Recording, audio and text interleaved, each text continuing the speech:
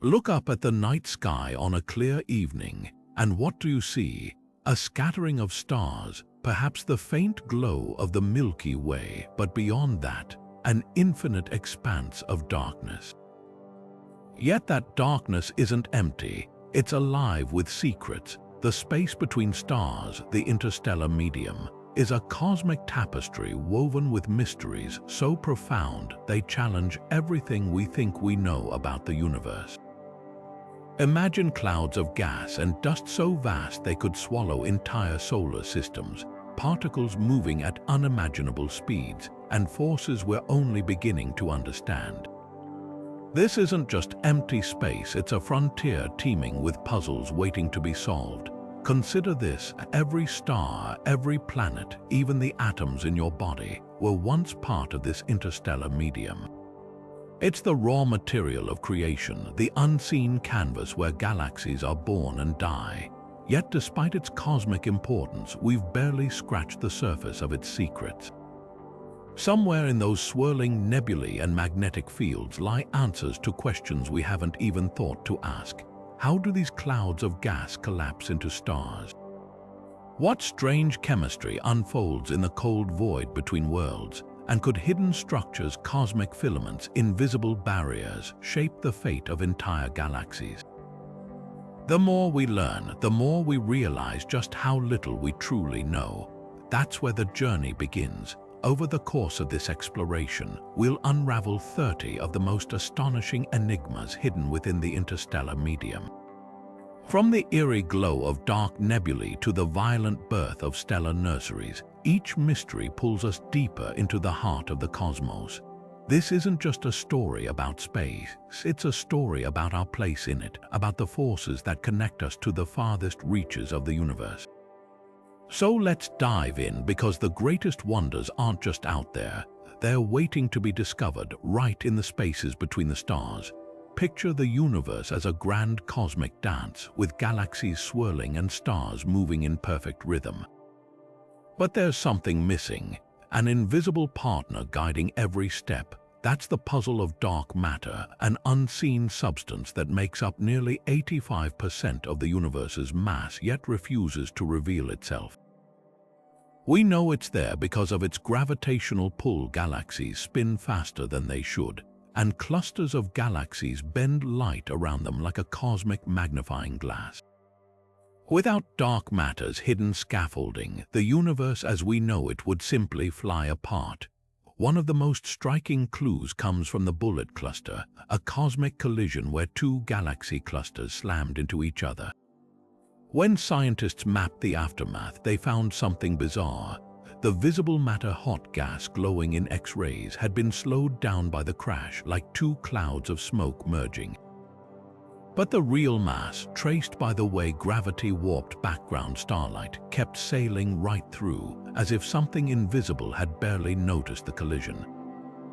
That something was dark matter, passing through itself and everything else like a ghost. So why can't we detect it directly? The answer lies in its elusive nature. Dark matter doesn't emit, absorb, or reflect light.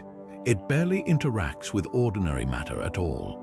Countless experiments deep underground, in abandoned mines and beneath mountains, have hunted for even the faintest whisper of dark matter particles bumping into atoms. So far, silence. Some theories suggest these particles are staggeringly heavy, others that they're impossibly light.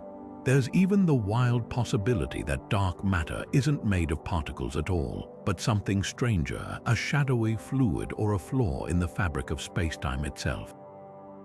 Every failed detection only deepens the mystery. If dark matter is everywhere, why does it ignore us so completely?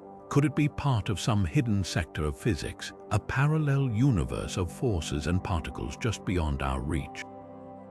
Or is our entire understanding of gravity flawed, needing a radical rewrite? One thing's certain: solving this riddle won't just reveal what's missing from the cosmos, it could rewrite the rules of reality itself. Hidden throughout the vast stretches between stars, invisible threads weave through the cosmos' cosmic magnetic fields. Though we can't see them directly, their influence is everywhere. These fields stretch across light years, shaping the birth of stars, guiding particles to near light speeds, and leaving scientists puzzled about how something so powerful could remain so mysterious. Take a stellar nursery, for example, a dense cloud of gas collapsing under its own gravity. Without magnetic fields, that gas would simply crumple into a star. But reality is far more complex. The fields act like cosmic scaffolding, resisting the collapse and channeling material into swirling disks. They slow down star formation, stretching what could be a quick process into millions of years. At the same time, they funnel away excess energy, preventing newborn stars from tearing themselves apart. It's a delicate balance. Too strong a field and stars might never form, too weak and they'd burst into existence chaotically. Then there's their role in cosmic rays, high-energy particles racing through space at nearly the speed of light. Without magnetic fields, these particles would shoot straight through the galaxy unchecked. Instead, the fields twist their paths, scattering them like pinballs in a cosmic arcade. This not only keeps them from escaping, but also accelerates them further, creating some of the most energetic phenomena in the universe. Yet, despite their importance, we still don't fully understand where these magnetic fields come from or how they grow so strong. One leading theory suggests they were born in the early universe, tiny fluctuations amplified over billions of years by the motion of ionized gas. Another proposes that turbulent stellar winds and exploding supernova act like giant dynamos, cranking up weak fields into interstellar powerhouses. But even these ideas leave gaps. How do some regions develop fields thousands of times stronger than others? Why do certain galaxies seem to lack them entirely? Perhaps the most baffling clue comes from deep space itself. In some areas, the fields align in eerily uniform patterns, as if something vast and unseen has combed them into order. Elsewhere, they twist into chaotic knots, defying simple explanations. Some researchers even speculate that dark matter could be involved, its hidden influence tweaking the fields in ways we can't yet predict. Every new discovery only deepens the mystery. These invisible forces are fundamental to the universe's structure, yet their origins remain just out of reach. Solving this puzzle won't just explain how stars are born. It could reveal entirely new physics hiding in plain sight among the silent currents of the cosmic void. We think we know ordinary matter, the stuff of planets, stars, and galaxies, but the universe has a way of humbling even the most confident assumptions. Here's the shocker: about half of it is missing. Not dark matter, not some exotic substance, but the very protons and neutrons that make up everything we can see. This is the missing baryon problem, one of the most perplexing gaps in our cosmic inventory. Where could it be hiding? The leading suspect is a diffuse, hard-to-detect web of superheated gas called the warm-hot intergalactic medium, or WIM. Picture this: vast strands of million-degree plasma, stretching between galaxies like cosmic spider silk, so thin and spread out that they're nearly invisible. This isn't the dense, glowing gas of nebulae, it's more like a ghostly haze, soaking up space between the major structures of the universe. Detecting it requires ingenuity. Traditional telescopes see right through it, so astronomers turn to X-rays. When distant quasars, extremely bright galactic cores, shine through these filaments, their light gets subtly absorbed at specific wavelengths. It's like holding a flashlight behind a foggy window. The patterns in the dimming reveal what's in the way. Missions like ESA's XMM Newton and NASA Chandra have spent years collecting these faint fingerprints, slowly mapping the WIM elusive architecture. But the plot thickens. Even with these clues, the numbers don't quite add up. Some of the missing matter might be lurking in even stranger forms, like turbulent plasma vortices stirred up by colliding galaxy clusters. Others suggest it could be tied up in faint, fast-moving clouds too spread out for current tools to spot. There's even a chance that some of it has been blasted out of galaxies entirely, flung into the void by supernova explosions or the jets of supermassive black holes. What's at stake isn't just a cosmic accounting error. If we can't find this matter, it hints at gaps in our understanding of how the universe organizes itself. Galaxies didn't form in isolation, they're fed by these rivers of invisible gas, and without them, our models of cosmic evolution might be missing a fundamental piece. The hunt isn't just about filling in a spreadsheet, it's about tracing the invisible currents that shaped everything we see, and the search is far from over. Upcoming telescopes like the Athena X-ray Observatory promise to peer deeper into this hidden realm, potentially revealing not just the missing matter but entirely new states of plasma we've never imagined. Until then, the WIM remains a cosmic cold case, a reminder that even the ordinary can hide extraordinary secrets when viewed on the scale of the universe. Deep in the cosmic static, hidden among the faint whispers of distant stars, lie sudden eruptions of energy so powerful they outshine entire galaxies for just a fraction of a second. These are fast radio bursts, or FRB, some of the most enigmatic signals in the universe. They arrive without warning, blasting across billions of light years in a flash of radio waves, then vanish as quickly as they appeared. What could possibly produce such violent, fleeting bursts? The answer might lie in the extreme physics of neutron stars, or something even more unexpected. Most FRBs originate far beyond our galaxy, but their behavior is anything but uniform. Some fire once and never repeat, while others pulse at irregular intervals, like a cosmic alarm clock with no discernible pattern. In 2020, astronomers made a breakthrough when they traced one repeating burst back to a magnetar, a highly magnetized neutron star in our own Milky Way. Magnetars are already cosmic powerhouses, with magnetic fields so intense they could strip the data from a credit card halfway to the moon. When one of these stars undergoes a starquake, a sudden adjustment of its rigid crust, it can release a catastrophic blast of energy, potentially explaining some FRBs. Yet not all bursts fit this mold. Many come from regions with no obvious magnetars or neutron stars nearby. Some even exhibit bizarre, downward drifting frequencies, as if the signal is tumbling through layers of turbulent plasma. This has led to more exotic theories. Could they be the signatures of cosmic strings, hypothetical defects in spacetime itself, or perhaps the energy beams of advanced alien civilizations, as some researchers have half-jokingly suggested? While the extraterrestrial idea is a long shot, it underscores just how perplexing these signals remain. Their journey through the interstellar medium adds another layer of mystery. As FRBs race across the cosmos, they interact with the diffuse gas and magnetic fields between galaxies. This leaves subtle imprints on the signal, like a fingerprint, revealing details about the otherwise invisible material they've passed through. Some bursts appear scattered, their once sharp pulses smeared out, hinting at turbulent pockets of plasma along their path. Others carry traces of extreme magnetic environments, suggesting they've traveled through the aftermath of a supernova or near a black hole. Every new detection raises more questions. Why do some bursts repeat while others don't? What could explain the staggering energy behind them, equivalent to the Sun's entire output over 80 years, released in milliseconds?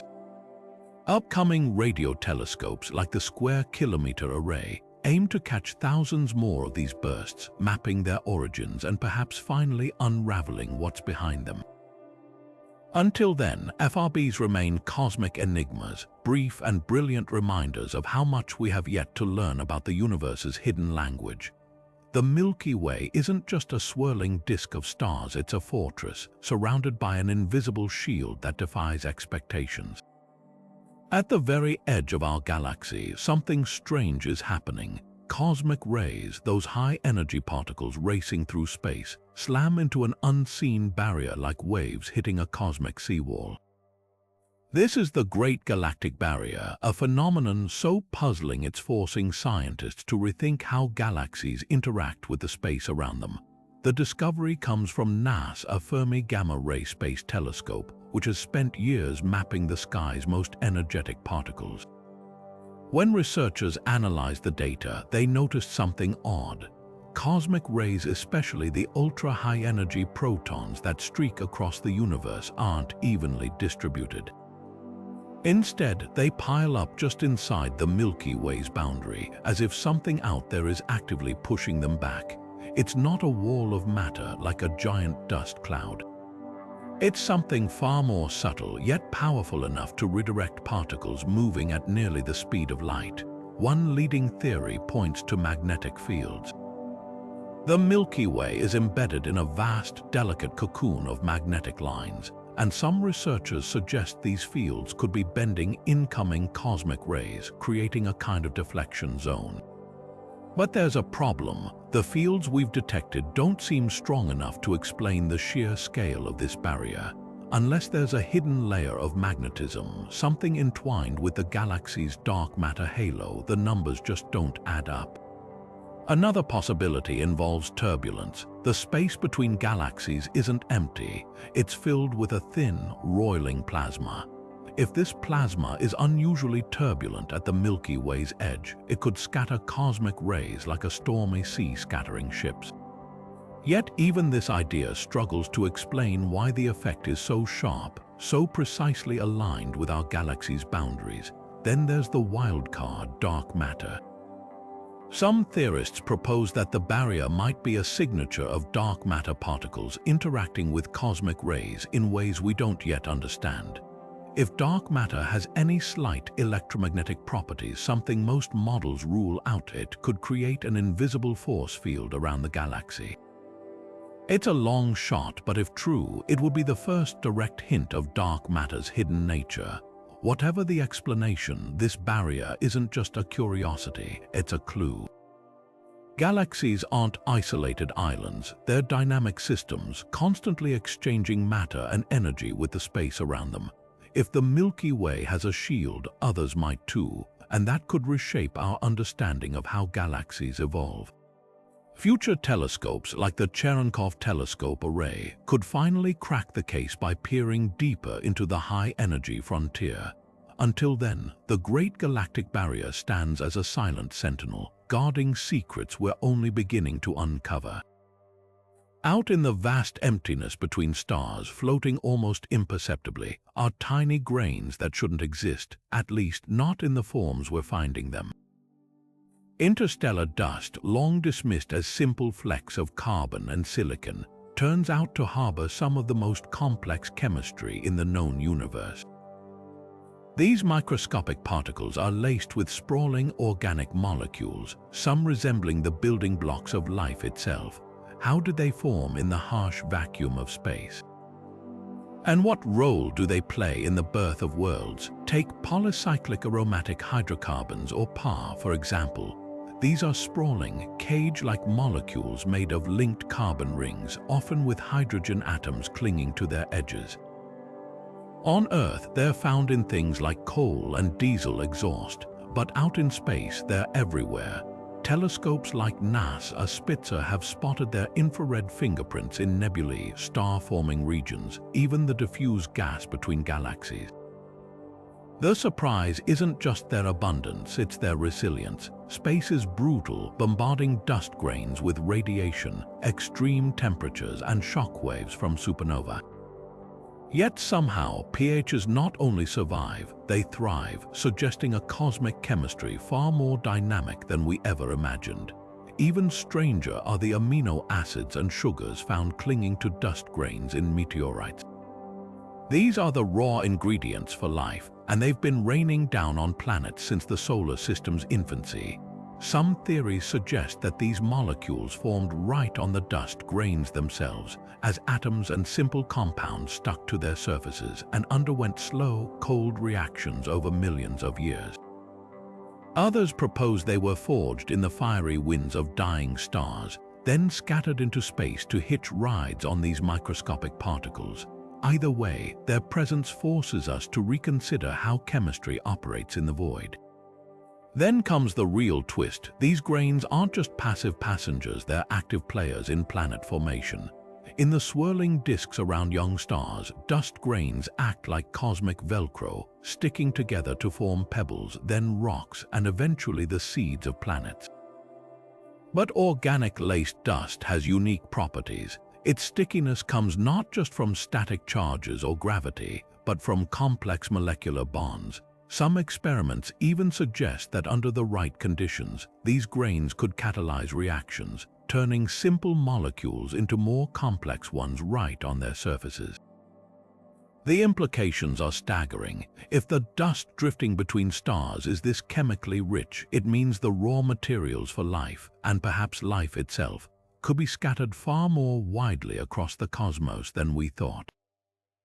Future telescopes, like the James Webb Space Telescope, are already hunting for these molecules in distant planetary systems, searching for clues about how common Earth-like chemistry might be.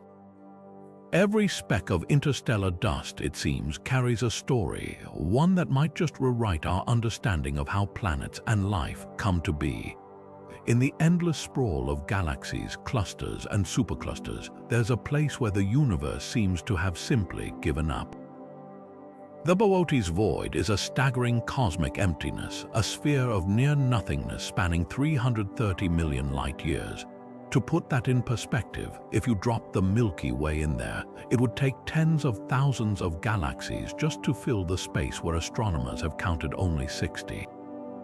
This isn't just a quiet neighborhood, it's a desert on a scale that defies conventional explanations. What could carve such a void? One possibility is as unsettling as it is simple. Maybe it's just a freak accident. In a universe built on randomness, even the most improbable gaps can emerge purely by chance. If you roll the cosmic dice enough times, eventually you'll land on a configuration where galaxies cluster in some regions and leave others bizarrely empty. Some simulations suggest voids this large might pop up once in a blue moon, like a statistical ghost in the machine. But the sheer scale of the Boötes Void makes even that hard to swallow. If it's a fluke on the very edge of plausibility. That's led to wilder theories. Could it be the imprint of an ancient collision with another universe, or the remnants of a cosmic defect, a scar left over from the Big Bang's chaotic first moments? There's even speculation that dark energy, the mysterious force accelerating the universe's expansion, might work unevenly, pushing matter out of certain regions with unusual ferocity. Then there's the eerie behavior of the few galaxies that do call the void home. Many of them are strangely isolated, with fewer satellites and neighbors than galaxies elsewhere. Some show signs of rapid star formation, as if the void's emptiness has left them starved for material, burning through what little gas they have in desperate bursts. Others seem unnaturally blue, their light skewed toward younger, hotter stars, another possible side effect of evolving in isolation. The Boötes Void forces us to confront a humbling truth. Our maps of the universe might be missing something fundamental. If such vast emptiness can exist without breaking the rules, then those rules might need rewriting. Upcoming surveys like the Vera Rubin Observatory will scan deeper and wider, hunting for other voids and testing whether this one is truly unique or just the first of many. Until then, it stands as a silent challenge, a blank spot on the cosmic canvas daring us to explain it. The universe began with a recipe, a precise mix of hydrogen, helium, and a dash of lithium cooked up in the fiery aftermath of the Big Bang. But when scientists tally the ingredients, something's off. There's a glaring gap between how much lithium the cosmos should have and how much we actually see. This is the lithium problem, a mismatch that's persisted for decades, and the answer might be hiding in the most unexpected place: the chaotic, star-filled stretches of the interstellar medium. For years, astronomers relied on the theory of Big Bang nucleosynthesis, which predicts how much of each light element formed in the universe's first minutes. Hydrogen and helium line up perfectly with those calculations, but lithium is a different story. The cosmos has about 3 times less lithium-7 than it should, and the discrepancy isn't just a fluke. It shows up everywhere we look, from ancient stars in the Milky Way's halo to distant gas clouds in other galaxies. If the math is right, where did all the lithium go? One clue comes from stellar furnaces. When you look at older stars, those formed early in the universe's history, they often have even less lithium than younger ones. This suggests stars themselves might be destroying it. Inside a star's searing core, lithium is fragile, breaking apart at temperatures far lower than those needed for fusion. Over billions of years, convection could drag lithium down from a star's surface into these destructive zones, effectively erasing it from the cosmic ledger. The interstellar medium, filled with the remnants of dead and dying stars, might hold the echoes of this process, traces of lithium locked away or transformed. But there's a twist. Some regions of the interstellar medium show unexpected spikes of lithium, far higher than the background levels. These anomalies hint at another possibility. Maybe lithium isn't just being destroyed, it's also being created. Cosmic rays, those high-energy particles racing through space, can smash into heavier atoms like carbon and oxygen, splitting them apart and spawning fresh lithium in the process. This means the interstellar medium isn't just a graveyard for missing lithium. It could be a factory, continuously producing and recycling it in a cycle we're only starting to map. Then there's the wild card, dust. Tiny grains in the interstellar medium might be hoarding lithium, trapping atoms on their surfaces or locking them into complex molecules. If enough lithium is tied up in these invisible reservoirs, it could explain the shortage we observe. The challenge is proving it. Unlike gases, which emit distinct spectral lines, solid dust grains are notoriously hard to study, their compositions hidden until we develop tools sensitive enough to tease out their secrets. The lithium problem isn't just a cosmic accounting error. It's a window into the universe's most fundamental processes, from the birth of the first elements to the life and death of stars. Solving it could force us to rethink everything from the Big Bang's conditions to how galaxies evolve. And with next-generation telescopes set to probe deeper into the interstellar medium's chemistry, we might finally be on the verge of cracking one of the universe's oldest missing matter mysteries. Cosmic rays should behave predictably, streaming through space at energies tied to their origins, whether from supernova blasts or the violent hearts of active galaxies. But some don't play by the rules. These anomalous cosmic rays carry energies that defy explanation, too low to come from distant astrophysical powerhouses, yet too high to originate from our own solar system. They're caught in a strange middle ground, and their existence hints at unseen accelerators lurking right on our cosmic doorstep. The first clues emerged decades ago when detectors on Earth and aboard satellites noticed an odd surplus of particles at specific energy levels, around 100 to 500 megaelectronvolts per nucleon. These weren't the ultra-high-energy cosmic rays from deep space or the steady drizzle of solar wind particles. Instead, they seemed to come from nearby, their signatures suggesting they'd been freshly minted by some local process. The leading suspect, our own heliosphere, the vast bubble of solar wind that envelops the solar system. Here's how it might work. As the sun moves through the interstellar medium, it plows through a diffuse sea of neutral hydrogen atoms.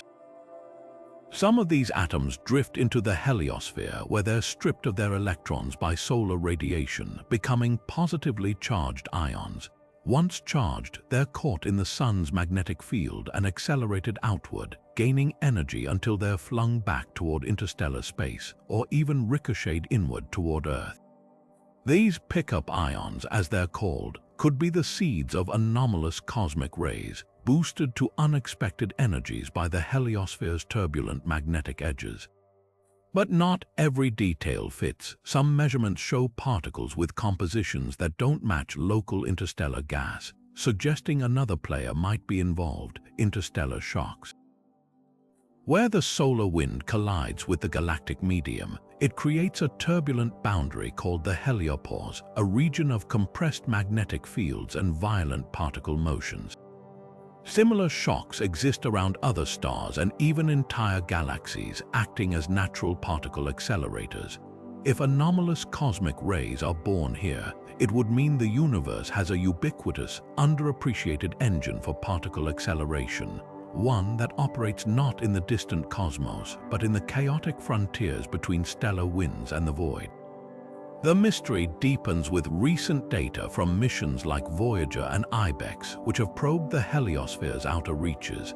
Some particles detected there don't align with traditional models, hinting at interactions more complex than we've imagined. Could magnetic reconnection, the snapping and rearranging of field lines, be supercharging particles in ways we haven't accounted for? Or are we seeing the fingerprints of undiscovered interstellar phenomena, like tiny, dense clouds of gas drifting through our solar neighborhood? Solving this puzzle isn't just academic. Anomalous cosmic rays act as probes, carrying information about the heliosphere's structure and the local interstellar medium's properties. They're also a potential hazard for future deep space missions, their unpredictable energies posing risks to astronauts and electronics alike. As we push farther into the cosmos, understanding these particles becomes a matter of practicality as much as curiosity. What's certain is that the universe is more inventive than we've assumed. Even in the quiet outskirts of our solar system, hidden particle accelerators may be at work, bending the rules and reminding us that discovery doesn't always require looking to the distant cosmos. Sometimes the most tantalizing mysteries are right next door. Stretching across the cosmic microwave background, that faint afterglow of the Big Bang, lies a peculiar chill, an anomaly so unexpected it sparked one of modern cosmology's fiercest debates. Known as the cold spot, this region of space is noticeably cooler than its surroundings, as if a cosmic fingerprint had been pressed into the fabric of the early universe. At first glance, it might seem like a minor statistical quirk, but the implications are anything but small. Could this be evidence of a collision with another universe, a flaw in our data, or something even stranger? The cold spot wasn't discovered by accident. Precision maps of the CMB, like those from the Planck satellite, revealed subtle temperature variations, tiny ripples encoding the universe's infancy. Most of these fluctuations fit neatly into our models of cosmic inflation, the rapid expansion thought to have smoothed the early cosmos, but the cold spot stands out. It's larger and colder than probability alone should allow, spanning over 1 billion light-years with a temperature dip that defies standard predictions. Statistically, there's less than a 2% chance such a feature would arise randomly. So if it's not a fluke, what could explain it? One provocative theory suggests the cold spot might be a bruise, a remnant of our universe brushing against another bubble of space-time in the multiverse. Imagine two soap bubbles gently touching. The boundary where they meet would distort slightly, leaving a mark. In this scenario, the cold spot could be the imprint of a neighboring universe's gravity tugging on ours during those first chaotic moments of existence. It's a tantalizing idea, but not without hurdles. For starters, we've never detected direct evidence of other universes, and the physics of such a collision remains speculative at best.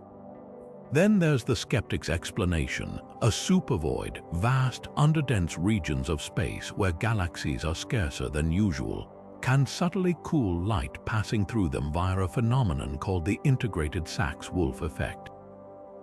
If the cold spot aligns with an enormous void, it might just be a cosmic mirage, a trick of the light rather than a multiversal handshake. But here's the catch: surveys searching for such a void have come up short. The one identified near the cold spot isn't nearly large or empty enough to account for the temperature drop.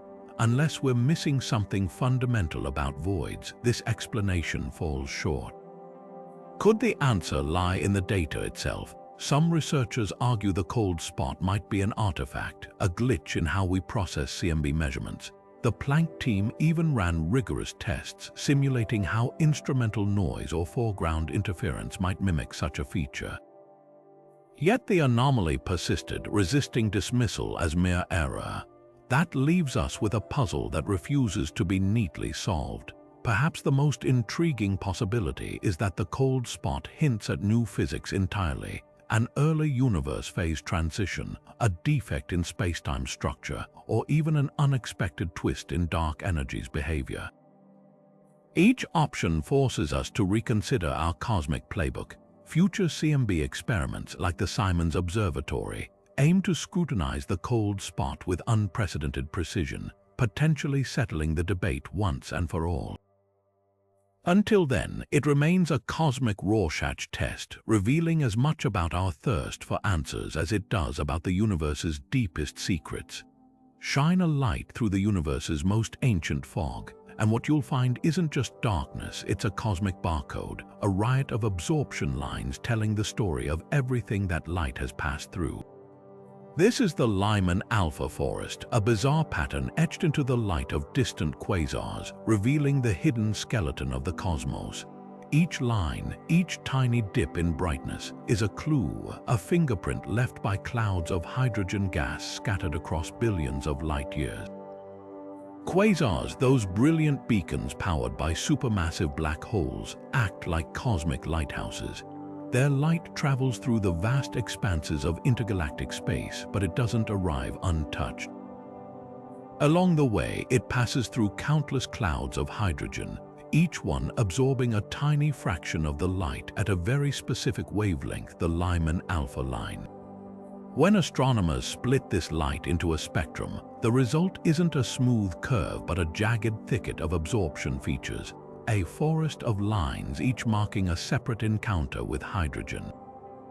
What makes this forest so extraordinary isn't just its existence, it's what it reveals about the universe's large-scale structure. Those lines aren't random, they're clustered in ways that trace the cosmic web, the sprawling network of filaments and voids that defines the distribution of matter. Denser regions produce more absorption, creating darker lines, while emptier stretches let more light slip through. By decoding this pattern, scientists can essentially map the universe's hidden scaffolding, reconstructing the distribution of gas that conventional telescopes can't see. But there's a twist: the forest changes over time. The expansion of the universe stretches the wavelengths of light, shifting absorption lines toward redder colors. The farther away a cloud of hydrogen is, the more its signature gets redshifted. This means the Lyman Alpha Forest isn't just a static snapshot, it's a time capsule with deeper lines corresponding to earlier epochs. Peel back the layers and you're seeing the universe as it was when it was younger, hotter, and far more crowded. Some of the most intriguing insights come from the forest's rare outliers, regions with shockingly little absorption, dubbed Lyman Alpha Voids. These could be signs of cosmic feedback, where the intense radiation from early galaxies or quasars has ionized the surrounding hydrogen, blasting it apart and leaving behind transparent bubbles. Other anomalies hint at temperature variations in the intergalactic medium, whispers of long-forgotten shocks from the first collapsing structures. Then there's the dark matter connection. The way hydrogen clouds cluster in the forest aligns eerily with simulations of dark matter's gravitational influence. By comparing real observations to these models, scientists can test theories about dark matter's nature, whether it's cold, warm, or something even stranger. A mismatch could mean we're missing a crucial piece of the puzzle, a hidden force or particle shaping the cosmos in ways we've yet to imagine.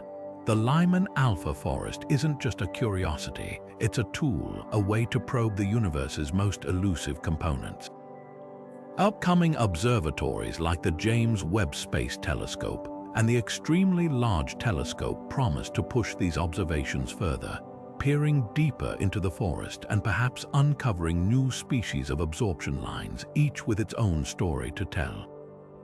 For now, it remains one of the most vivid reminders that even the emptiest stretches of space are teeming with secrets, waiting for the right light to reveal them. Gaze into the heart of the Whirlpool Galaxy, and you'll find more than just a swirl of stars. Its spiral arms are laced with delicate filaments of gas, twisting through space like cosmic thread. These aren't just decorative flourishes, they're dynamic structures vibrating with energy and hiding clues about the forces shaping galaxies. Some stretch for thousands of light years, thin as spider silk against the void, while others knot into dense tangles, sparking bursts of star formation.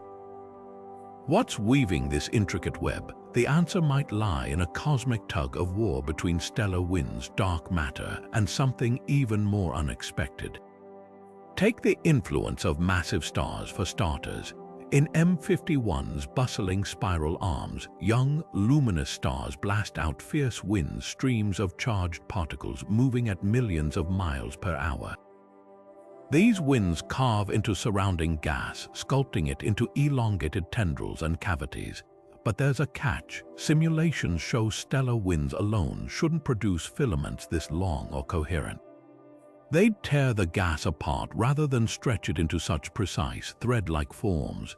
That suggests another player is at work, something helping to organize and stabilize these structures against the chaos. Enter dark matter. The whirlpool's invisible halo, a vast sphere of unseen mass, could be acting like an unseen hand, shaping the gas with its gravity. Some filaments align eerily with predictions of dark matter density, as if they're tracing hidden contours in the galaxy's unseen scaffolding. Yet even this explanation leaves gaps. Dark matter's gravity is diffuse, more like a gentle tide than a chisel.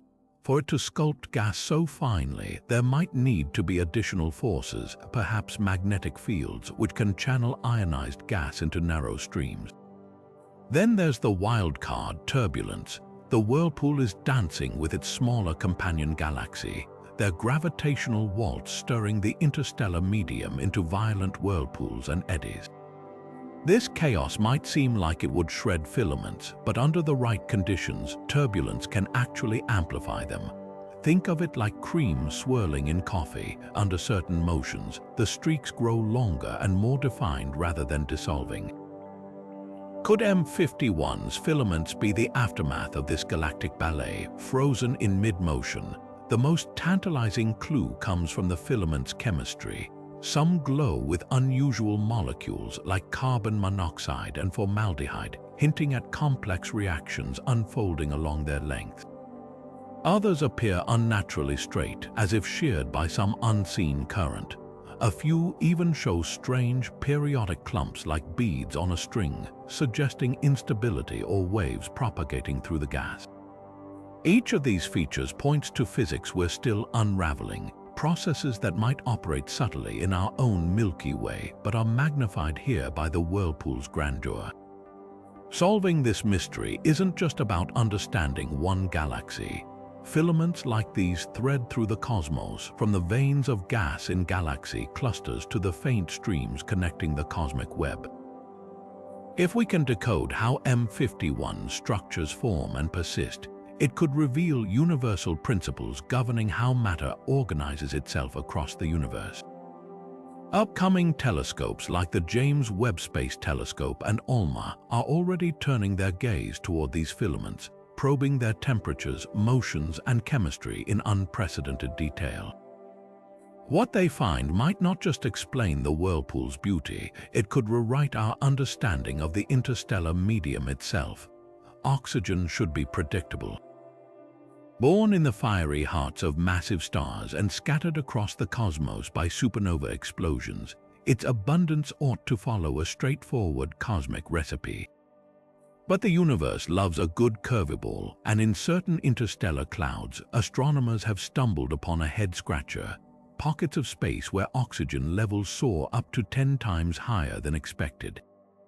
This isn't just a minor discrepancy, it's a full-blown rebellion against our understanding of how elements are forged and spread through the galaxy. Take the iconic Orion Molecular Cloud Complex, a star-forming powerhouse just 1,500 light-years away.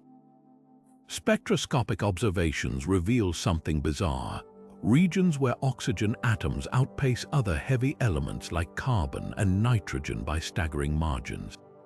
According to standard nucleosynthesis models, these elements should form in lockstep inside stars, their ratios held in careful balance.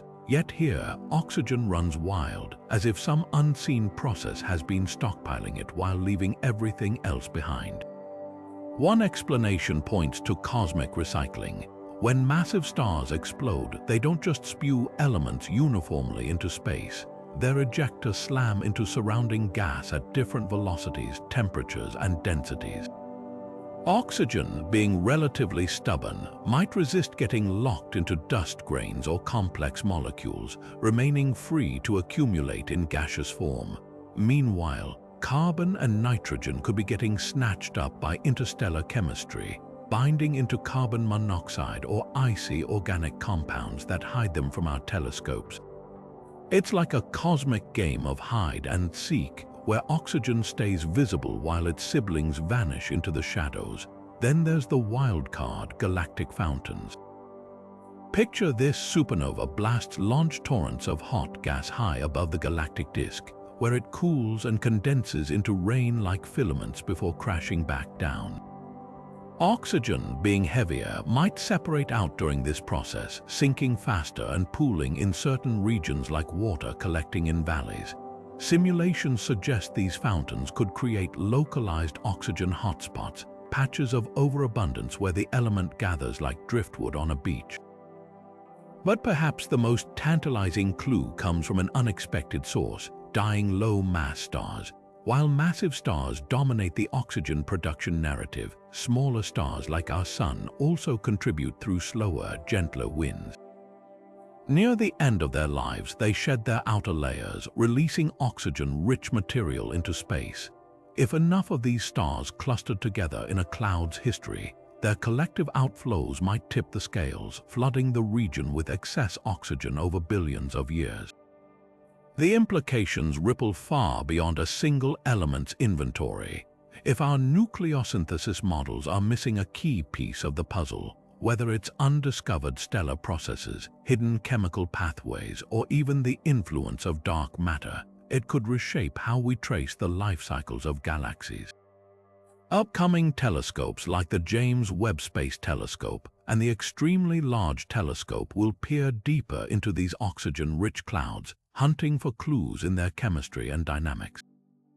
What they find might not just solve a cosmic accounting error, it could reveal entirely new chapters in the story of how the universe builds itself. Brown dwarfs are cosmic misfits, too massive to be planets, yet too small to ignite as full-fledged stars. These dim, failed stars should follow predictable rules, their atmospheres rich with molecules like methane as they cool over time. But some defy expectations, showing shockingly clean spectral lines where methane should be. It's as if these objects have been scrubbed of their expected chemistry, leaving astronomers to wonder, what's stealing their molecules and what does it reveal about the wild physics playing out in their turbulent atmospheres? Take the case of Gliese 570d, a brown dwarf about 19 light-years away. When scientists first studied its spectrum, they expected the telltale dips of methane absorption, a signature of its cool, planet-like temperatures. Instead, they found almost none. The absence was so glaring it sparked a hunt for similar, methane-free brown dwarfs, and the list keeps growing. At first glance, this seems impossible. Methane forms readily in hydrogen-rich environments at these temperatures, so where did it go? One clue lies in vertical winds. Unlike planets, brown dwarfs lack solid surfaces, meaning their atmospheres can churn violently, with gases cycling between layers at staggering speeds. If methane forms deep down where temperatures are higher, powerful updrafts might drag it upward into regions where it can't survive, breaking apart before telescopes can detect it. It's like a cosmic conveyor belt constantly shredding molecules before they can accumulate. Then there's the role of lightning or something like it. Brown dwarfs are notorious for their stormy weather, with clouds of molten iron and silicates swirling in perpetual turmoil. Electrical discharges in these clouds could be zapping methane apart, turning it into carbon chains or other compounds that don't show up in our observations. Some researchers even speculate about exotic chemistry, where methane reacts with unknown elements in the dwarf's atmosphere, forming crystals or haze particles that cloak its presence entirely. But the plot thickens with age. Younger brown dwarfs, still warm from formation, often show methane as expected. It's the older, cooler ones that defy the trend, suggesting time itself plays a role. Could their fading magnetic fields be a factor? Strong magnetism in youth might suppress atmospheric mixing, allowing methane to build up, while weaker fields in later life let winds run wild, scouring it away. Or perhaps there's a tipping point in temperature and pressure where methane becomes unstable, vanishing abruptly like a phase change in water. The implications stretch beyond brown dwarfs. If these objects hide unseen chemistry, it could mean our models of exoplanet atmospheres are missing key ingredients too. After all, the hottest Jupiter-like planets share many traits with brown dwarfs, and misreading their atmospheres might lead us astray in the search for life's building blocks. Future telescopes like the James Webb Space Telescope are poised to probe these enigmatic objects in sharper detail, potentially uncovering new molecules or even rewriting the rules of atmospheric science. Until then, these empty brown dwarfs stand as a stark reminder the universe's recipe book has pages we haven't even glimpsed yet. Rising from the Milky Way's core like twin titans, the Fermi bubbles stretch 25,000 light-years above and below the galactic plane, a pair of colossal gamma-ray emitting structures glowing with the energy of 1,000,000 suns. These aren't gentle plumes, they're supersonic geysers, blasting particles at velocities so extreme they defy easy explanation. And at the base of it all, lurking in the darkness, sits Sagittarius A, our galaxy's supermassive black hole. Could this cosmic monster be the architect of such devastation, or is something even stranger at play? The discovery of the Fermi bubbles in 2010 was a shock. NASA's Fermi Gamma-Ray Space Telescope caught their faint glow, revealing two symmetrical lobes of high-energy radiation sandwiching the Milky Way's disk. Unlike the delicate filaments of other galactic structures, these bubbles are raw and energetic, their edges razor-sharp against the void. Follow-up observations in X-rays and radio waves painted an even wilder picture, shock waves rippling through the gas, suggesting whatever created these bubbles did so with unimaginable violence. The prime suspect, a past eruption from Sagittarius A. Supermassive black holes are notorious for their outbursts, swallowing matter in fits and starts. When they feast, they don't just eat quietly, they belch. Jets of plasma and radiation can scream outward at nearly the speed of light. And if Sagittarius A had a particularly voracious meal a few million years ago, the resulting explosion could have inflated these bubbles like cosmic balloons. Supporting this idea are the bubbles' pristine symmetry. Only an event centered on the galactic core could carve such perfect, opposing structures, but there's a wrinkle. The energy required to punch these bubbles through the Milky Way's dense central regions is staggering, far beyond what Sagittarius A's relatively modest activity today suggests. Some simulations indicate it would take a black hole feeding frenzy lasting tens of thousands of years, a binge far more extreme than anything we've witnessed in nearby galaxies. This has led to alternative theories. Perhaps the bubbles were forged not by a single cataclysm, but by a series of smaller eruptions over eons, each adding to the structure like layers of paint. Then there's the wild card, star formation. The galactic center is a crowded, chaotic place, home to not just a black hole but also dense clusters of massive stars. If enough of these stars went supernova in quick succession, their combined shock waves might have blown the bubbles outward. Yet even this explanation struggles to account for the bubbles' sheer scale and the peculiar uniformity of their gamma-ray emission. One of the most tantalizing clues lies in the bubbles' contents. They're filled not just with gamma rays but with high-speed protons and electrons, accelerated to energies that make even the Large Hadron Collider look tame. These particles spiral along magnetic fields, emitting the radiation we detect, but their origin remains unclear. Are they the shredded remains of material torn apart by the black hole or something more exotic? The Fermi bubbles aren't just a local oddity, they're a Rosetta Stone for understanding how galaxies evolve. Similar structures have been spotted in other galaxies, suggesting these eruptions might be a universal phase in galactic life cycles. If so, studying our own bubbles could reveal how black holes shape their homes, regulating star formation and even stifling the birth of new stars by blasting away the raw materials they'd need. Future telescopes like the Cherenkov Telescope Array aim to probe the bubble's faintest edges, hunting for clues in their particle composition and magnetic fields. What they find could finally pin down the trigger for this cosmic fireworks show and reveal whether our galaxy's heart still holds the potential for another devastating eruption. For now, the Fermi bubbles stand as a silent testament to the Milky Way's explosive past, a reminder that even the quietest-looking galaxies have a temper. The interstellar medium should be called brutally so. Space is a vacuum after all, and without matter to conduct heat, gases ought to bleed energy rapidly, chilling to near absolute zero. Yet scattered across the galaxy are clouds of gas hotter than the sun's corona, blazing at millions of degrees without any obvious power source. These aren't fleeting anomalies, they persist for millions of years, flouting the laws of thermodynamics like cosmic arsonists who have forgotten how to turn off the flames. How can such extreme heat survive in the freezing void? The answer might rewrite our understanding of how energy moves through the universe. One clue comes from supernova remnants, the expanding shells of debris left behind when massive stars explode. These shockwaves race through space at thousands of kilometers per second, slamming into interstellar gas and heating it to staggering temperatures. But here's the catch: even these violent events shouldn't keep gas hot for long. Calculations show the energy ought to dissipate within a few 100,000 years, yet the hottest gas lingers far longer. Something is continuously reheating it, like a stovetop that won't switch off. Enter cosmic rays, high-energy particles zipping through space at nearly light speed. When these particles collide with gas atoms, they don't just bounce off.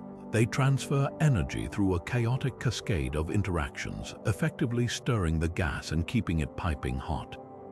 Picture a pot of water perpetually boiling because someone's tossing in firecrackers. But there's a twist. Cosmic rays alone can't account for the sheer scale of heating observed.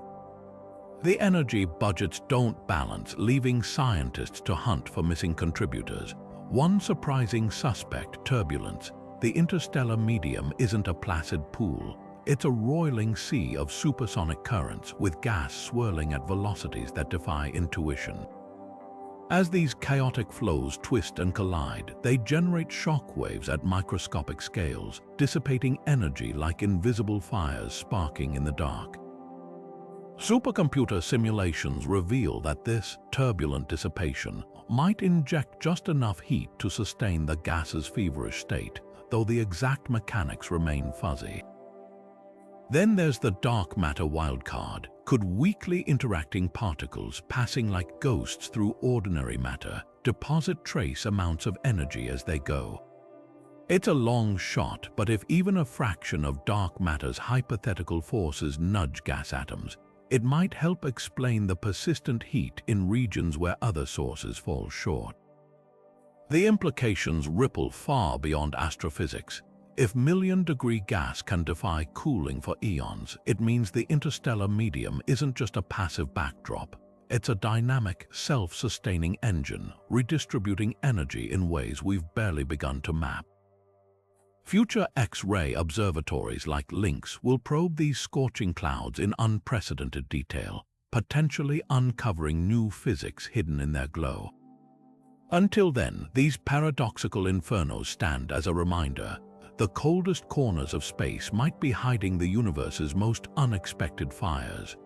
For centuries, starlight has been our window into the cosmos, each beam a messenger carrying the chemical fingerprints of everything it's passed through. But some of these messages remain unread. Hidden in the spectra of distant stars are hundreds of faint absorption lines known as diffuse interstellar bands, or DIB. These aren't the neat, easily identified signatures of familiar atoms or molecules. They're ghostly streaks stubbornly resisting identification despite decades of study. The best guess, they might be traces of sprawling carbon-based molecules, far larger and more complex than anything we've ever detected in space. The mystery begins with their sheer abundance. Over 500 diffuse bands have been catalogued, each corresponding to a specific wavelength where starlight dims as it travels through clouds of interstellar dust and gas. Some are narrow and sharp, others broad and smeared, hinting at a diverse family of absorbers lurking in the void. What's bizarre is how little they match known substances. Laboratory scientists have bombarded every conceivable molecule from simple hydrocarbons to exotic fullerenes, with light trying to replicate these spectral lines. So far, no perfect match. This has led to a radical idea. What if the culprits aren't just molecules but vast, tangled networks of carbon? Picture giant flakes or chains, built from dozens or even hundreds of atoms, with structures so irregular they defy standard chemistry. On Earth, we see hints of this in materials like coal or soot, where carbon forms messy, unpredictable clusters. In space, freed from the constraints of gravity and temperature, these structures could grow to staggering sizes, becoming what some researchers call amorphous carbon monsters. Their irregular shapes would produce the smeared, diffuse absorption we observe, unlike the clean lines of symmetrical molecules. Then there's the location clue. DIBs appear strongest in regions rich in ultraviolet radiation, places where delicate molecules should be torn apart. Yet somehow, these absorbers endure, suggesting they're either incredibly robust or constantly reforming. Some even grow stronger in harsh environments, as if thriving on the chaos. This has fueled speculation that they might be related to polycyclic aromatic hydrocarbons, those hardy carbon rings found everywhere from nebulae to car exhaust. But while tough, don't fully explain the band's variety. Could there be an entire zoo of carbon-based oddities floating between the stars, each with its own unique spectral signature? The stakes are higher than just solving a cosmic puzzle. If these bands truly trace vast carbon compounds, they could be the missing link in understanding how complex chemistry spreads through galaxies. Carbon is the backbone of life, and finding it in such elaborate forms in space raises tantalizing questions. Are these molecules raining down on planets, seeding them with organic material? Could they be hiding in plain sight within our own solar system, clinging to comets or asteroids? New tools are finally offering hope. Advanced spectrographs like those on the James Webb Space Telescope can dissect starlight with unprecedented precision, while laboratory techniques like laser spectroscopy are creating and analyzing potential DIB candidates molecule by molecule. One day, perhaps soon, we'll crack their code, and when we do, it might reveal a hidden dimension of cosmic chemistry, one where carbon weaves itself into forms stranger than we've ever dreamed. Radio telescopes have peeled back the curtain on one of the cosmos' best-kept secrets, vast reservoirs of hydrogen hiding in plain sight. These aren't the glowing nebulas or star-forming clouds we're used to seeing. They're pitch dark, nearly invisible, detectable only by the faint whisper of radio waves as their hydrogen atoms change quantum states.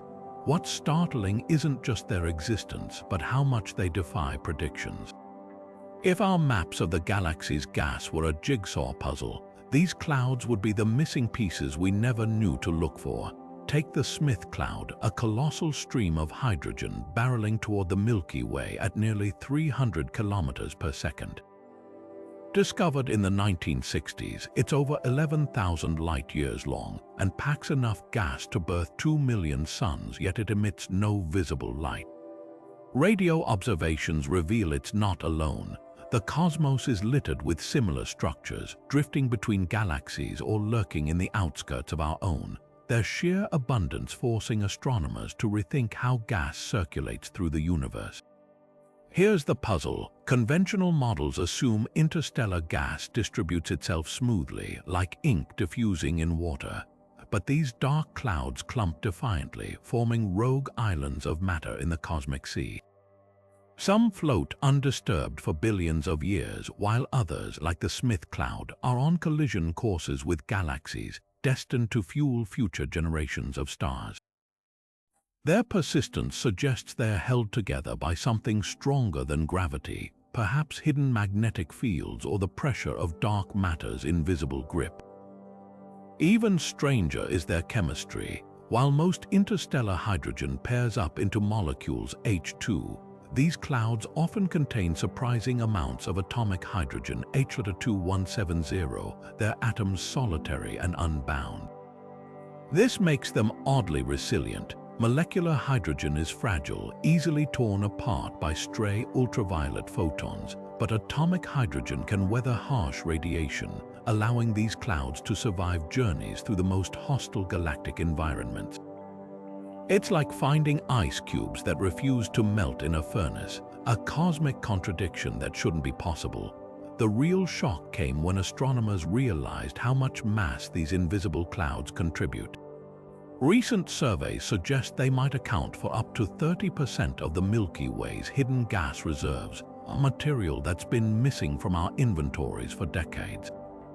That's enough to tip the scales in galactic evolution models, potentially explaining why some galaxies form stars long after they should have exhausted their fuel. If dark clouds are constantly raining hydrogen onto galaxies like ours, it could rewrite the timeline of cosmic star formation. Yet for all we've uncovered, the biggest question remains: how do they stay intact? Simulations struggle to replicate their density and cohesion. Some theorists propose they're the shredded remnants of dwarf galaxies, torn apart by tidal forces but still clinging together. Others argue they could be primordial relics, pockets of gas so ancient they predate the first stars, preserved in the cosmic deep freeze. There's even speculation that their darkness isn't accidental, that some unknown process actively suppresses star formation within them, leaving them eternally shadowed. Every new radio survey peels back another layer of the mystery. Projects like the Square Kilometre Array promise to map these ghostly reservoirs in unprecedented detail, potentially revealing whether they're galactic fuel depots, cosmic fossils, or something even more extraordinary. Until then, they stand as silent sentinels, reminding us that the universe's most ordinary substance, hydrogen, can still hide extraordinary secrets when it chooses the shadows.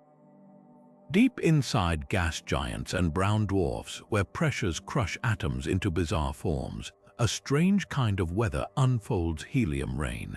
Unlike Earth's water cycles, this is a downpour of liquefied stardust, where droplets of helium condense from a seething soup of hydrogen and fall inward, releasing energy as they go.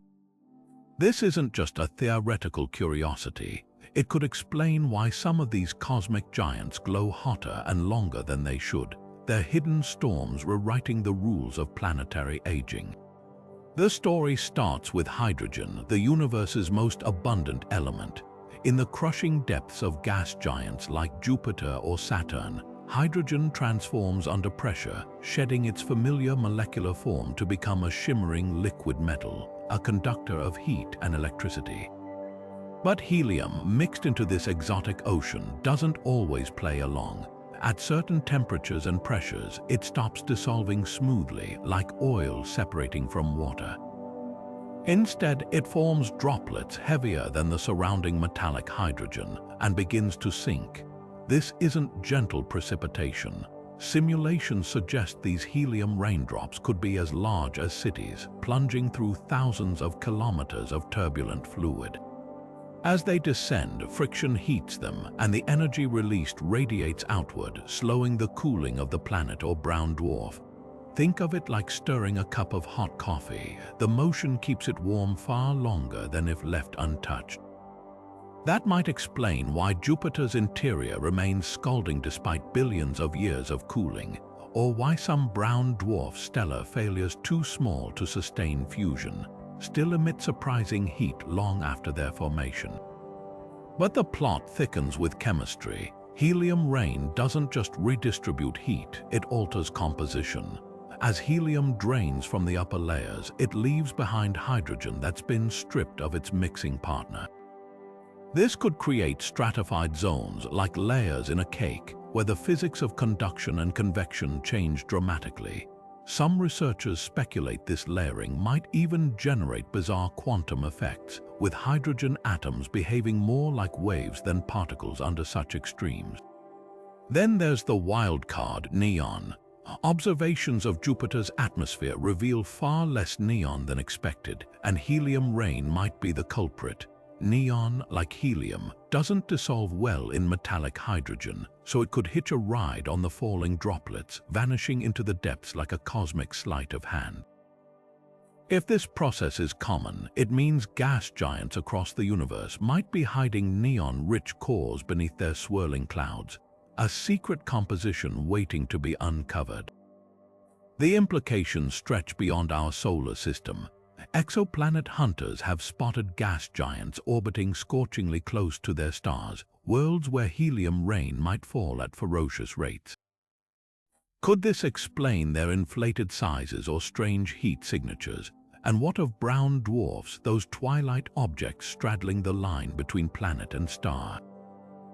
Their lifetimes and luminosities might hinge on this hidden precipitation, turning helium into a celestial thermostat, tuning their slow fade into darkness. For now, much of this remains locked in theory, but upcoming missions like NASA Juno probe diving deeper into Jupiter's secrets or next-generation telescopes analyzing exoplanet atmospheres could finally catch this rain in action. Until then, the notion of helium storms churning in the hearts of giants stands as one of planetary science's most evocative mysteries, a reminder that even the most familiar elements can behave in extraordinary ways when subjected to the universe's hidden forces. Molecular hydrogen is the universe's most basic building block, the quiet foundation upon which stars and planets rise. Yet its very existence in the vast stretches of interstellar space is a paradox. Under normal conditions, forming H2 should be nearly impossible. Hydrogen atoms need a helping hand to pair up, a surface to meet and bond on, like dust grains or ice particles. But in the frigid, near-empty void between stars, where such catalysts are scarce, molecular hydrogen flourishes anyway. This isn't just a quirk of chemistry, it's a cosmic conundrum that could upend our understanding of how stars are born. The problem starts with the cold. Space is a hostile place for chemistry, with temperatures often hovering just a few degrees above absolute zero. At these extremes, hydrogen atoms lack the energy to overcome their natural repulsion and form molecules. Even when they do collide, they simply bounce apart unless something absorbs the excess energy from the reaction. On Earth, this isn't an issue. Surfaces like metals or minerals serve as matchmakers, letting atoms stick and bond. But out in the diffuse interstellar medium, dust grains are few and far between, leaving scientists scratching their heads over how H2 becomes so abundant. One clue comes from ultraviolet light. Counterintuitively, the same radiation that shreds molecules might also forge them. When UV photons strike dust grains coated in icy hydrogen, they can knock atoms loose, creating a brief, frenzied environment where collisions become inevitable. Imagine a crowded room suddenly shaken. People bump into each other whether they mean to or not. Some of those collisions result in paired hydrogen atoms, their bond stabilized by the grain's surface before drifting away. It's a messy process, but in the vastness of space, even inefficient reactions add up over millions of years. Yet this explanation has holes. Certain dark, dense clouds, regions where stars eventually form, contain far more H2 than dust alone can explain. Here, something else seems to be at work, possibly involving cosmic rays or even quantum tunneling.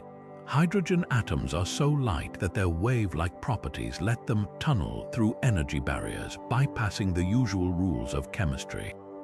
In the bizarre realm of quantum physics, two atoms might spontaneously link simply because their probability waves overlap in just the right way. It's as if the universe cheats its own restrictions, bending the rules to ensure H2 exists where it's needed most.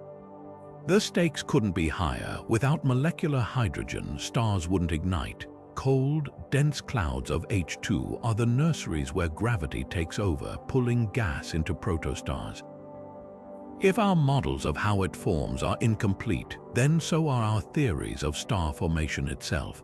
Some simulations suggest alternative pathways, like three-body collisions where a third atom carries away excess energy, or the catalytic role of unexpected metals like magnesium floating in gas clouds.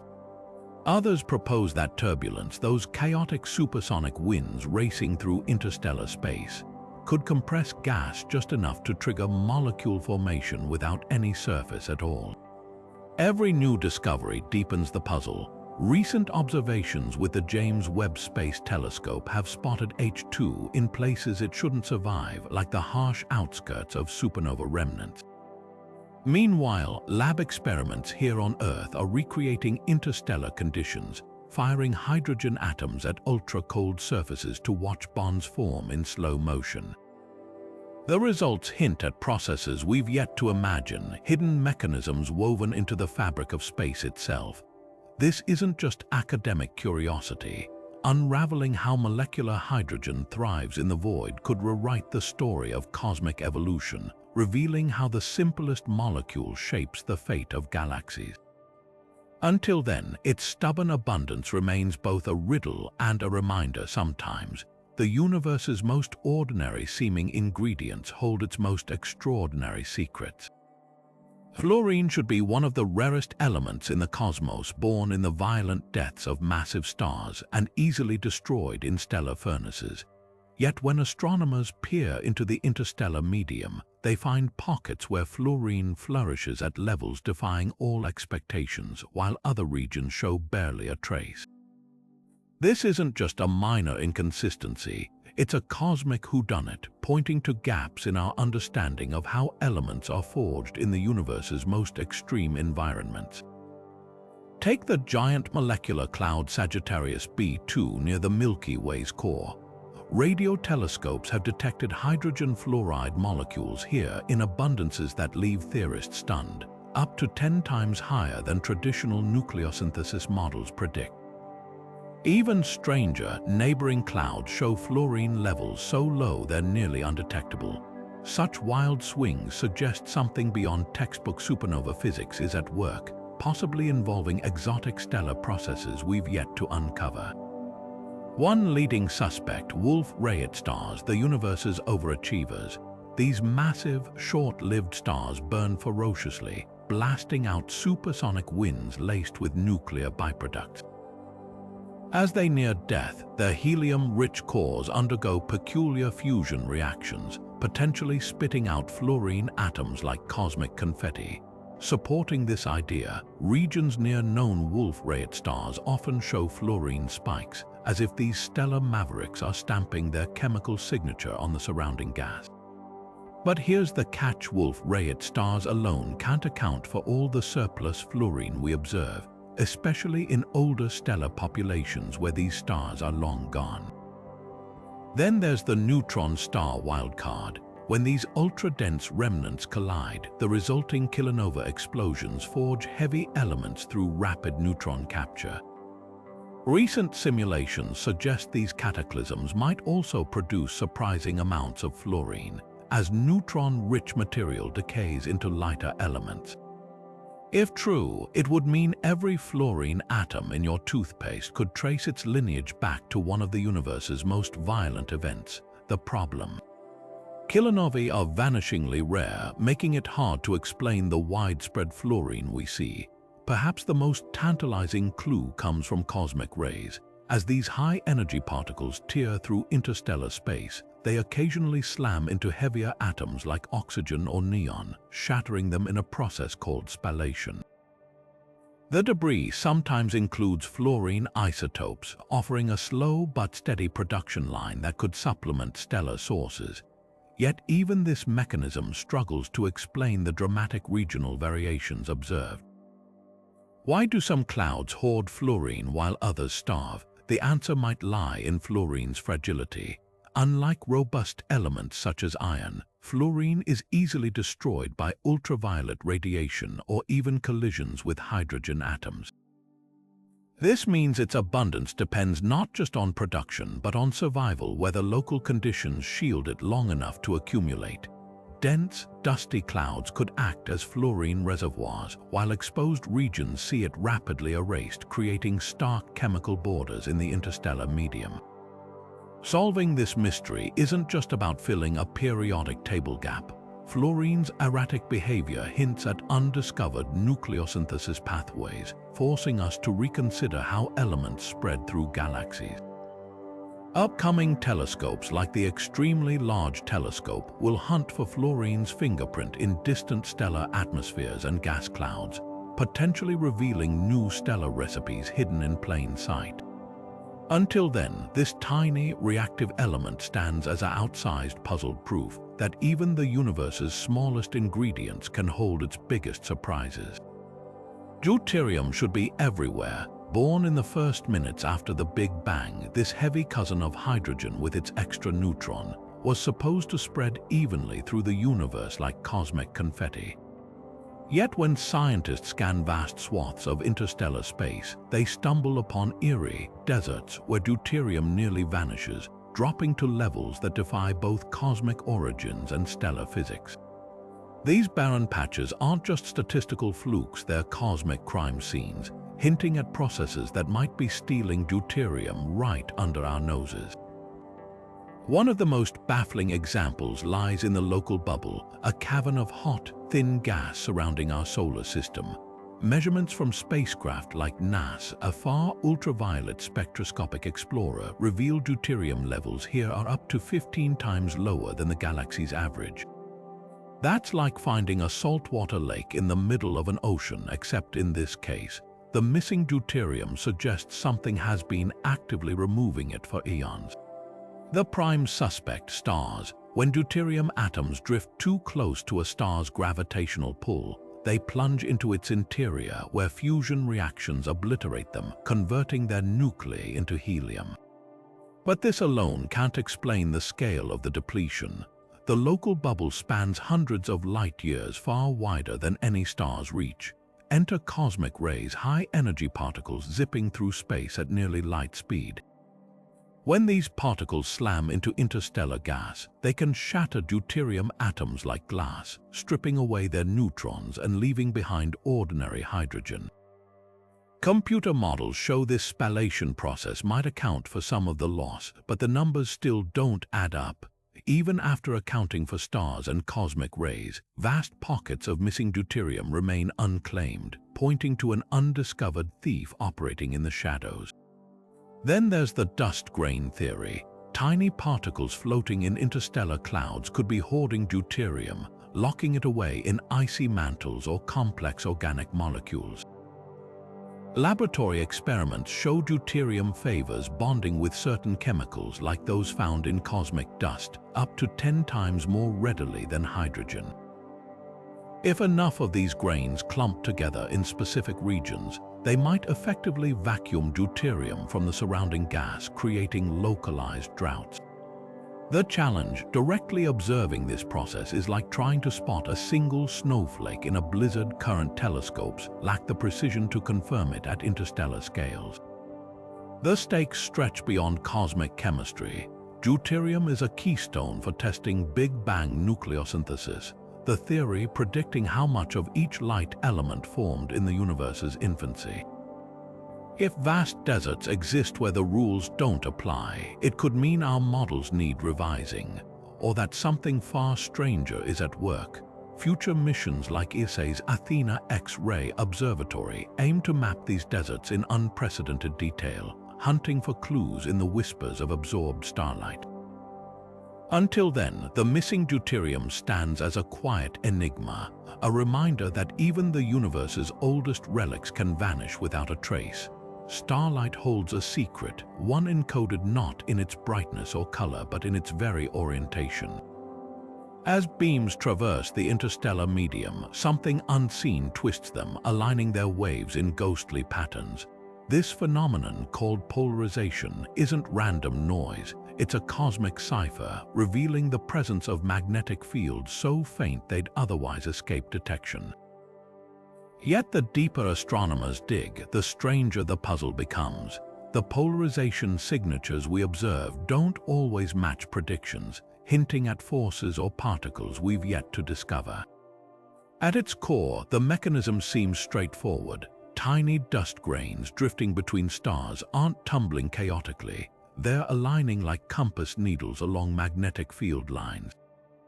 When starlight strikes these orderly particles, they scatter it unevenly, letting through waves that vibrate in specific directions while blocking others. The result, light that's polarized, its electric fields oscillating in sync rather than every which way. By measuring this alignment, scientists can effectively trace the invisible magnetic fields threading the galaxy, mapping their strength and orientation across vast distances. But reality is messier than theory. Certain clouds polarize light far more intensely than expected, as if their dust grains are aligned with uncanny precision. Others show bizarre rotations in polarization angles, twisting starlight in ways that defy simple magnetic models.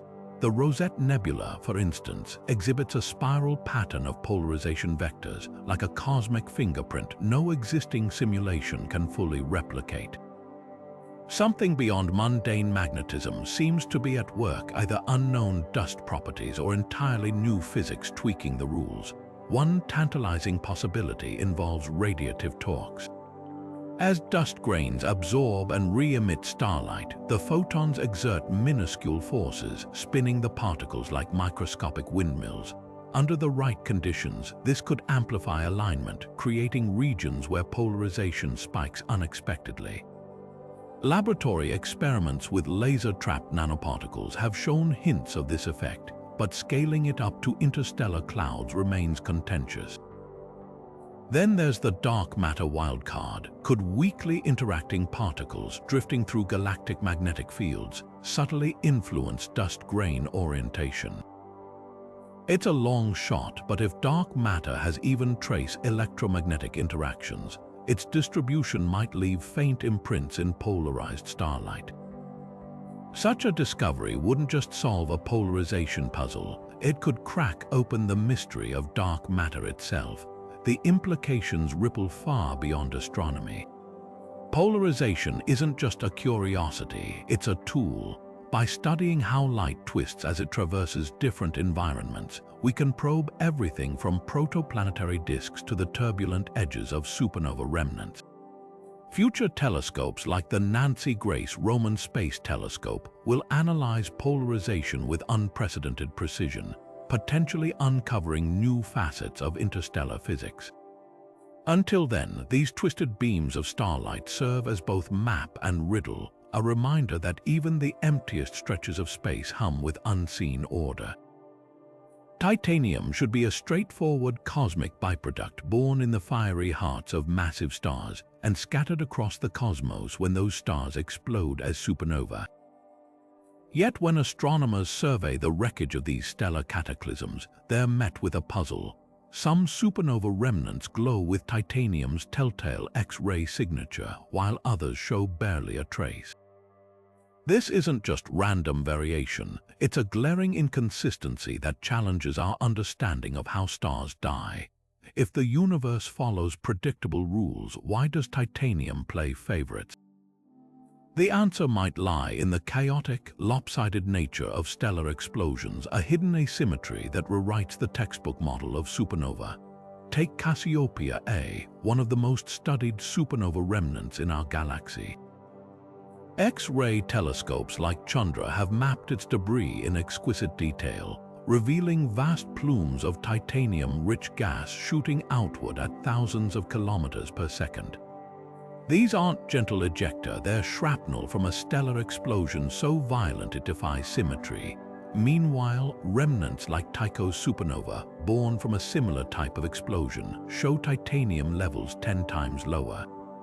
What separates these cosmic crime scenes? The difference might come down to rotation.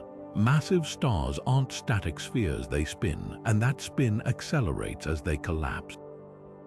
Computer simulations suggest that a rapidly rotating core could skew the explosion, channeling energy and newly forged elements like titanium into narrow jets while leaving other directions starved. Imagine squeezing a water balloon unevenly. Some parts burst outward with force while others barely ripple. In this scenario, titanium becomes a tracer, marking the paths where the explosion's fury was focused. If Earth happens to lie along one of these jets, we see titanium in abundance. If not, the element might fly invisibly into the void, but rotation isn't the only suspect. The presence of companion stars might also tip the scales. Many massive stars orbit in binary systems, and a nearby neighbor could strip away outer layers before the explosion, altering the dynamics of the collapse. Alternatively, magnetic fields, often overlooked in traditional models, might channel the star's dying energies in unpredictable ways, creating pockets where titanium production runs wild. Some theorists even speculate that quantum fluctuations in the collapsing core could seed asymmetry, turning what should be a uniform detonation into a fragmented, unruly event. Then there's the wild card, neutrino-driven convection. In the milliseconds before a star explodes, it's flooded with trillions of neutrinos, ghostly particles that carry away energy but also stir the pot, creating turbulent bubbles in the star's core. These bubbles might rise unevenly, like boiling water in a lopsided pan, breaking the explosion into chaotic plumes. Titanium, forged in these maelstroms, could end up concentrated in some regions while barely forming in others. Recent 3D supercomputer simulations support this idea, showing titanium-rich fingers of gas punching through the star's outer layers in sporadic bursts. The implications ripple far beyond a single element's cosmic distribution. If supernovae are fundamentally asymmetric, it means the universe's chemical enrichment is messier than we thought. Elements essential for life, carbon, oxygen, iron, might not spread evenly after all, but rocket outward in unpredictable clumps. This could explain why some regions of space seem chemically overstocked while others languish in scarcity. Future telescopes like the X-RISM X-ray Observatory aim to map titanium and other elements in more remnants, testing whether these patterns hold across the galaxy. Until then, titanium's selective appearances remain both a clue and a challenge, a reminder that even the universe's most violent explosions might follow a hidden order, one we're only beginning to decipher. Rising from the Milky Way's core like twin titans, the Fermi bubbles stretch 25,000 light-years above and below the galactic plane, a pair of colossal gamma-ray emitting structures glowing with the energy of 1,000,000 suns. These aren't gentle plumes, they're supersonic geysers, blasting particles at velocities so extreme they defy easy explanation. And at the base of it all, lurking in the darkness, sits Sagittarius A, our galaxy's supermassive black hole. Could this cosmic monster be the architect of such devastation, or is something even stranger at play? The discovery of the Fermi bubbles in 2010 was a shock. NASA's Fermi Gamma-Ray Space Telescope caught their faint glow, revealing two symmetrical lobes of high-energy radiation sandwiching the Milky Way's disk. Unlike the delicate filaments of other galactic structures, these bubbles are raw and energetic, their edges razor-sharp against the void.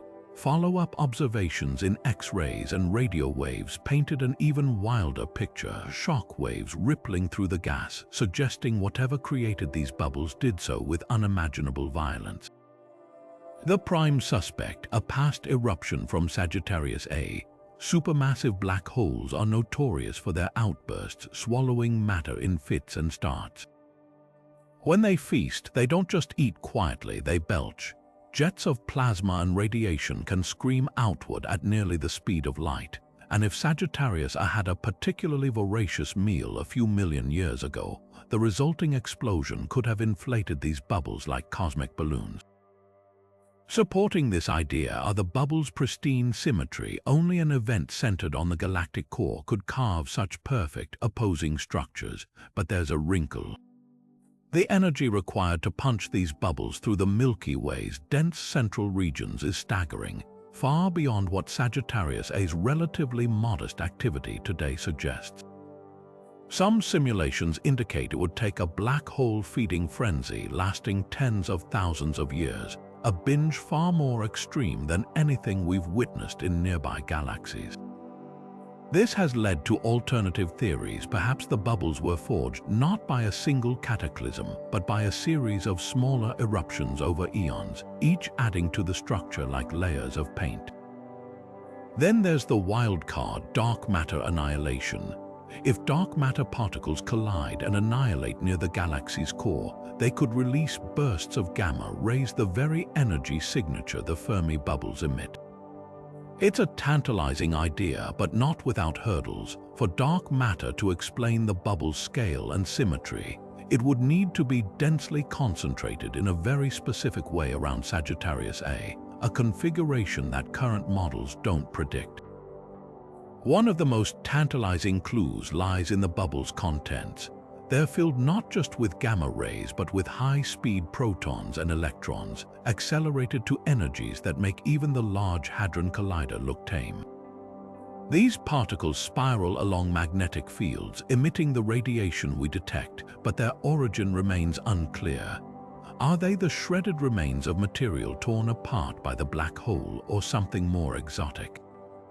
The Fermi bubbles aren't just a local oddity, they're a Rosetta Stone for understanding how galaxies evolve.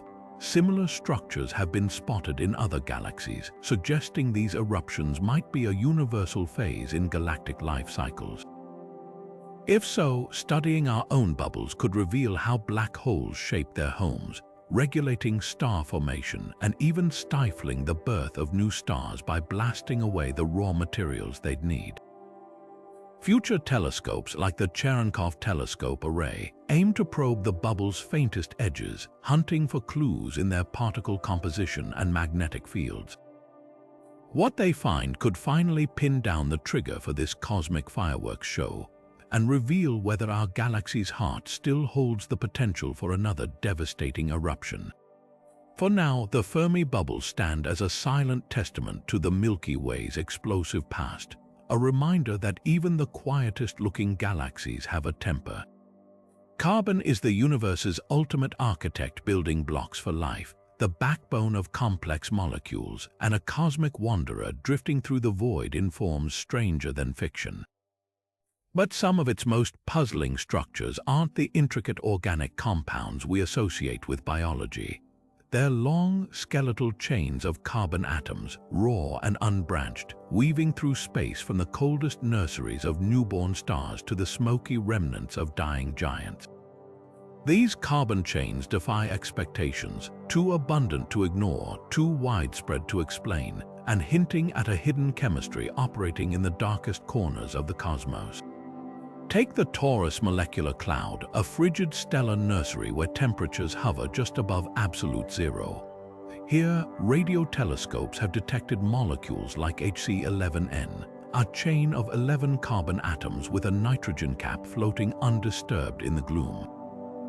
At these temperatures, conventional chemistry should grind to a halt. Atoms move too slowly to overcome the energy barriers needed to form such elaborate chains, yet they exist in staggering quantities. One theory suggests that cosmic rays, those high-energy particles streaking through space, might be the invisible matchmakers. When a cosmic ray slams into a simple carbon molecule, the collision can shatter it into reactive fragments that rapidly link up into longer chains, like beads snapping onto a string. But cold clouds aren't the only places these chains thrive. Around dying carbon stars where stellar winds puff out soot and gas, telescopes have spotted chains like C8H stretching like cosmic cobwebs through the debris. This is even more perplexing. These stars are furnaces, their outer layers churning with turbulence and radiation that should tear delicate chains apart. Yet somehow they persist, some even surviving long enough to embed themselves in the dust grains that later seed new planetary systems. It's as if carbon, under the right conditions, has a secret talent for assembling itself into these linear forms against all odds. The real twist: these chains might be more than curiosities. In labs on Earth, similar carbon structures are precursors to polycyclic aromatic hydrocarbons, those sprawling molecules thought to pepper the interstellar medium. Could cosmic carbon chains be knitting themselves into even more complex architectures in space? Some astrochemists think so, pointing to regions like the Horsehead Nebula, where chain-rich zones overlap with signs of larger organic molecules. It's a tantalizing domino effect, simple chains linking up, curling into rings, and eventually forming the intricate scaffolds that might one day end up in comets, or even the primordial soup of life-bearing planets. Yet for every clue, contradictions emerge. Certain chains appear in environments where they theoretically shouldn't survive, while others vanish in places models predict they'd thrive. Take diffuse interstellar clouds, thin, ghostly regions where starlight pours through unimpeded. Here, ultraviolet radiation should obliterate carbon chains within hours. Yet some, like C3H2, cling stubbornly to existence, shielded by mechanisms we don't fully grasp. Could magnetic fields be corralling them into protective pockets? Or are they constantly reforming, like a game of chemical whack-aim, all where destruction and rebirth happen in the same instant? The answers might lie in a cosmic balancing act, processes we've only begun to map. Upcoming telescopes like the James Webb Space Telescope and the Square Kilometre Array will peer deeper into these chemical labyrinths, tracing carbon chains from their birth in cold clouds to their fate in stellar winds. What they uncover could rewrite the story of cosmic chemistry, revealing how the universe's simplest element builds bridges toward complexity, one atom at a time. For now, these carbon skeletons drift through the darkness, silent witnesses to a hidden order we're only beginning to decode. Buried in the ocean floor and scattered across the moon's surface lies a radioactive whisper from the cosmos, iron-60, an isotope that shouldn't exist naturally on Earth. This fleeting form of iron, with a half-life of just 2.6 million years, is the unmistakable fingerprint of a stellar cataclysm. Its presence here means that not long ago, in cosmic terms, a dying star erupted in our galactic backyard, showering our solar system with the debris of its violent end. The detective work began deep under the sea. Ocean crust samples pulled from the Pacific and Atlantic seafloors revealed thin layers rich in iron-60, dating back to roughly 2.6 million years ago. Then came the lunar connection. Apollo missions had unknowingly brought back traces of the same isotope from the moon's regolith. This wasn't contamination, it was confirmation. The iron had rained down across the entire inner solar system, a silent hail of atomic shrapnel from a supernova no more than 100 light-years away. Picture the scene: a star many times more massive than the Sun, collapsing in on itself before rebounding in a detonation bright enough to outshine entire galaxies. The explosion would have flooded our cosmic neighborhood with radiation and particles, including freshly forged iron-60. For years, even decades, the night sky might have held a second, ghostly sun, a point of light intense enough to cast shadows, visible even in daytime. Early hominids like Australopithecus, just beginning to walk upright, may have gazed up in unknowing witness to this celestial firestorm.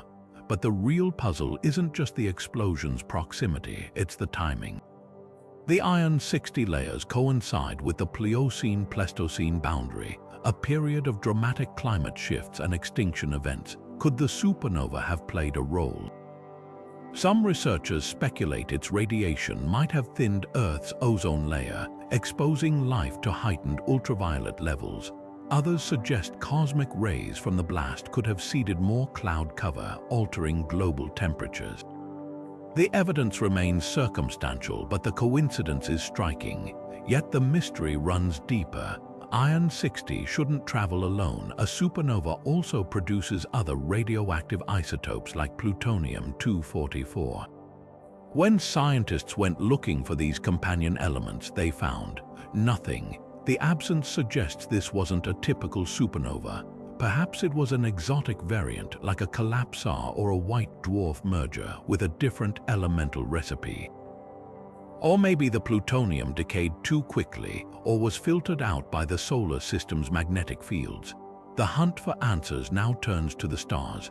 Astronomers are scouring nearby space for the supernova's remnant, a nebula or neutron star that might mark the killer's grave.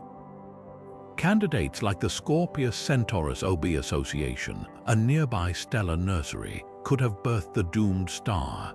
Others look to microscopic clues, ancient meteorites that might have captured more of the iron 60 signal, or deep-sea nodules yet to be analyzed. What's certain is this: the universe isn't a distant spectator to Earth's story.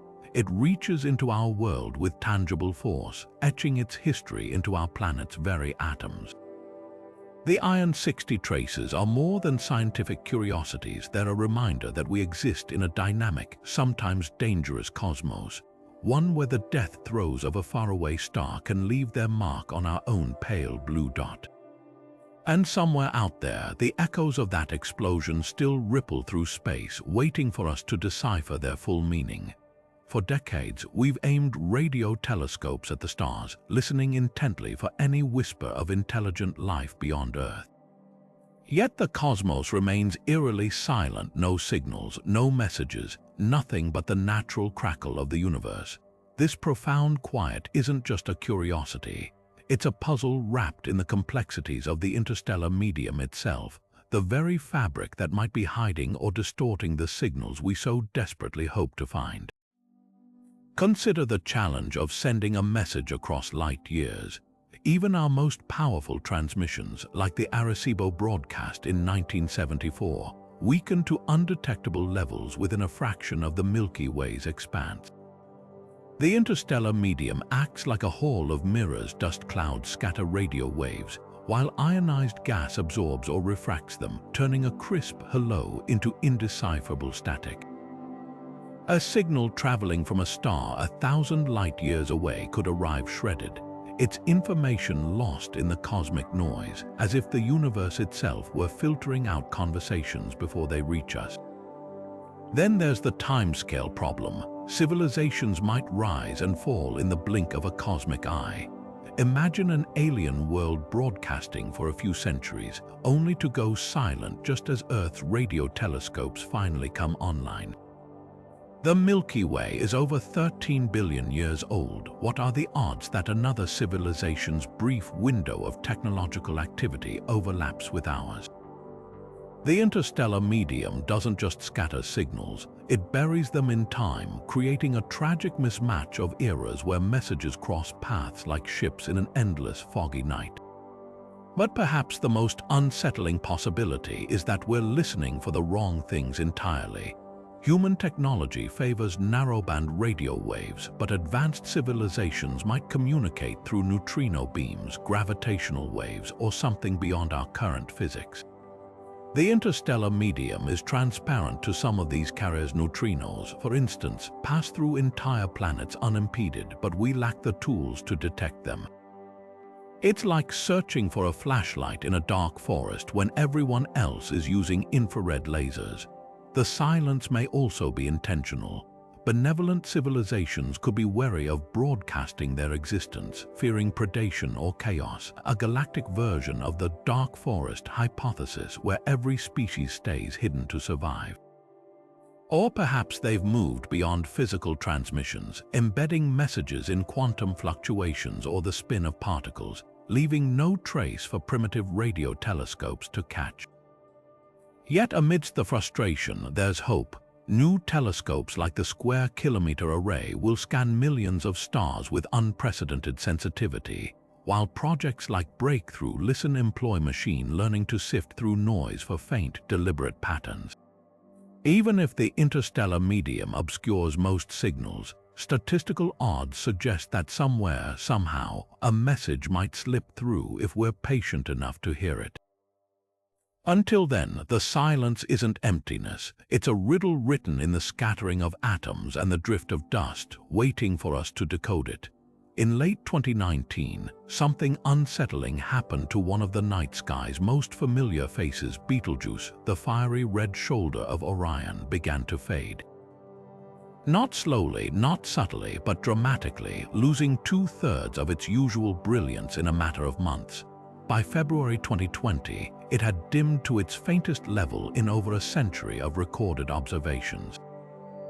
For a star that's been a steadfast beacon for millennia, this wasn't just a flicker. It was a cosmic cry for attention. Was this the final act of a dying star, a tempest in its atmosphere, or something even stranger unfolding across the gulf of space?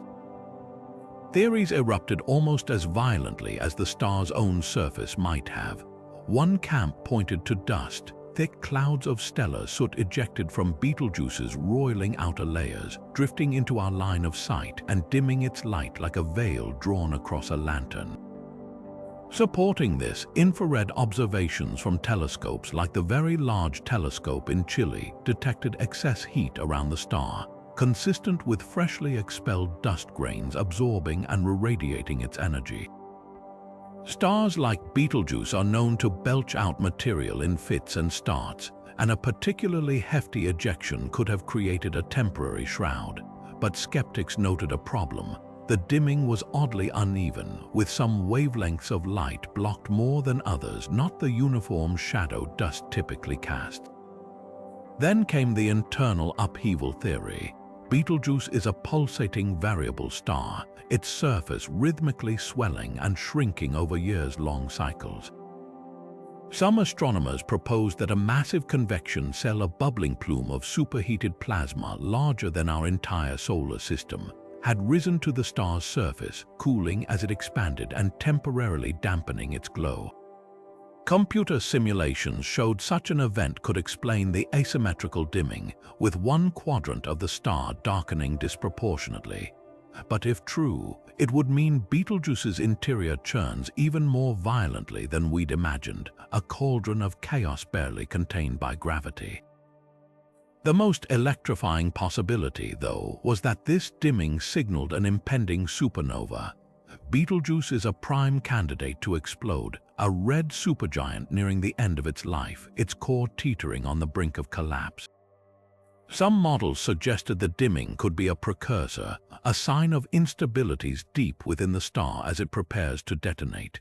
The idea captured imaginations worldwide, a star visible in daylight, outshining the moon for weeks, potentially even harmless neutrino bursts washing over Earth. But the timeline didn't quite fit. While Betelgeuse will explode within the next 100,000 years, a blink in cosmic terms, 2020's dimming lacked the telltale neutrino spikes or X-ray flares that should accompany pre-supernova convulsions. By April 2020, Betelgeuse began to recover, its brightness creeping back toward normal. Follow-up studies revealed a likely combination of factors, a perfect storm of dust expulsion and stellar pulsation. But the event left astronomers with lingering questions. Hubble Space Telescope data later showed evidence of a titanic surface mass ejection, akin to a solar flare but scaled up to a star 1,000 times the Sun's size. This outburst might have hurled enough material into space to form the dimming dust cloud, while also altering the star's surface temperature, the takeaway.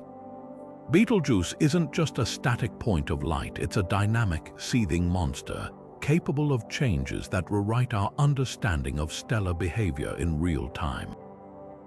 Its great dimming wasn't a death rattle, but a reminder. The universe reserves its most dramatic performances for those who watch closely, and with Betelgeuse, the final act, when it comes, will be worth the wait.